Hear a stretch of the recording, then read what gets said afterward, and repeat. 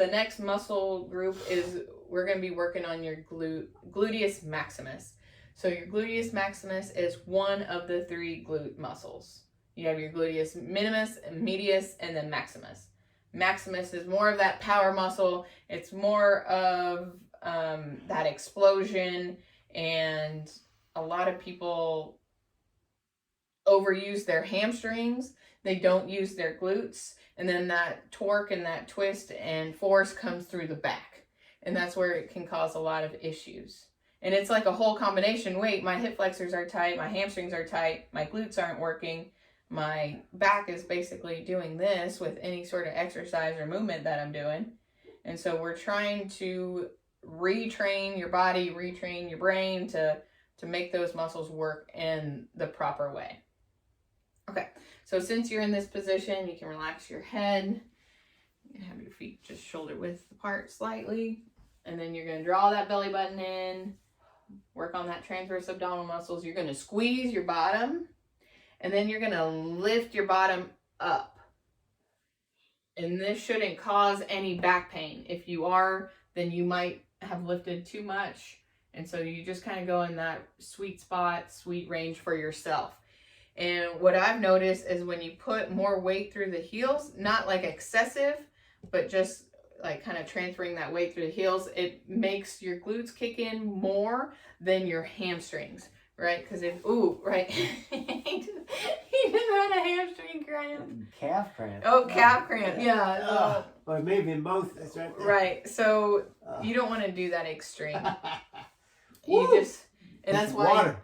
And what happens is a lot of people, they overuse their hamstrings. And their hamstrings kick on before their glutes, which it should be the opposite. But that happened right whenever I did it, push down on my toes. Yeah. Oh, man. So don't do that. You see the look of pain.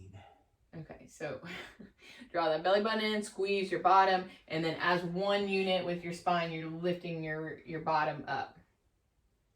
Breathe. Okay, and then this is a good one that you do 10-second holds 5 times. 10 seconds. Right, and then if this is like, oh, this is so easy, I can do a bridge, then what you want to do is you keep your hands right there on your hips, and then you can raise one leg up, but you can see automatically that hip already rotated. I don't know if we can see that, but so you want to keep, if you are able. Oh, those hammies, baby. Someone, this is clearly a place where I'll someone needs to work on it. Yes. So yeah, lifting that leg up, bringing it back, and then lifting it up. But a lot of people do this. I'm sorry. Really? I got hamstring cramp right here. Well, okay. Showing you what not to do. Yeah. So some people have to modify. Right. And that's why you start with a bridge. But a lot of people, when they go to the gym, they're like, oh, I'm going to do marching with my hips up, like bridge marching or knee extension. But automatically, like I already see, he's not ready for that because his hips already move. And those are things that people don't look at when they're doing exercises is compensations that are going on. Yeah. Okay. So that was 1 out of 3. I'm going to have you turn over on your back. And this is for which? Hammies? Glutes? Yeah. Oh. So bring your hand over. There we go.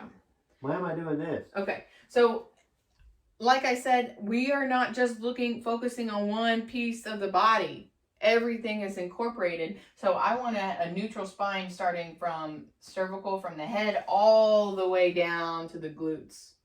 Right? So if he is, looking at one side, that puts his neck in a poor position. If he's on his elbows or that puts his back in a poor position. So we want a good neutral spine. And a lot of people might have that lordotic curve, that sway back. And what I would do to kind of help that and promote a neutral spine is putting a pillow under the hips. And when you put a pillow, you put it in a good position. And that would be like someone like me. Like I have a big lordotic spine. Right.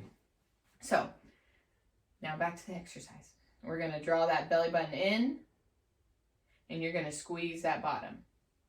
There you go. And you see, this is a good neutral position. Whoa, don't do that. I'm just showing you what not to do again. Okay. So this is good. Squeeze in. I don't really see any compensations here. And then you're going to hold that for 10 seconds. Make sure you breathe. Do it 10 times. And then when you're good with this one. What happens if your booty don't turn on?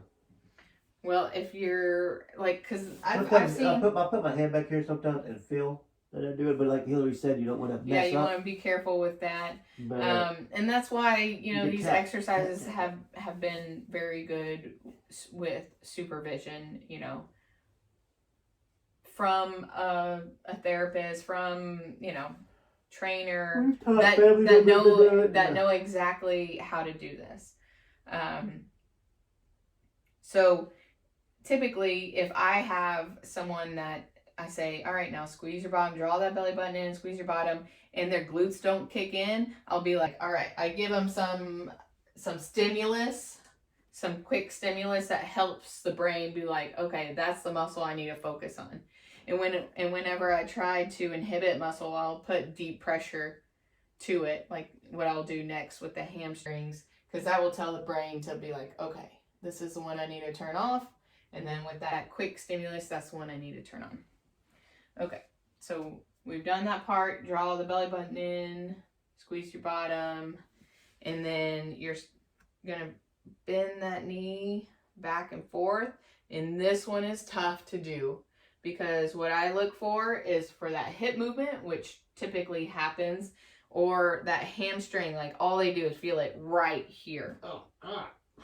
Yeah. Why'd you do that?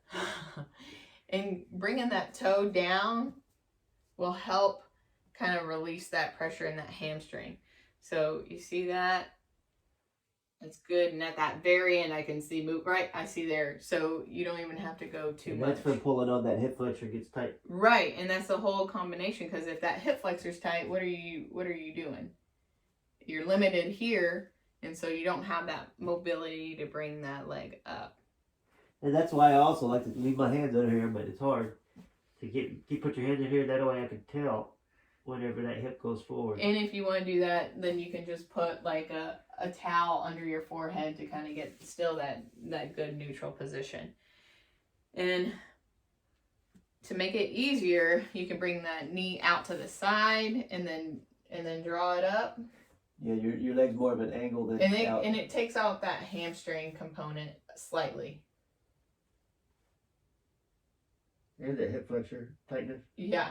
And then if that's too difficult, then you can do both. And you can do like a frog. I would even say. There you go. And I can tell, look, this side isn't even turning on. Well, it's hard to turn on whenever I get my legs out that far. Breathe. Okay. So that is for your gluteus maximus, those 3 exercises.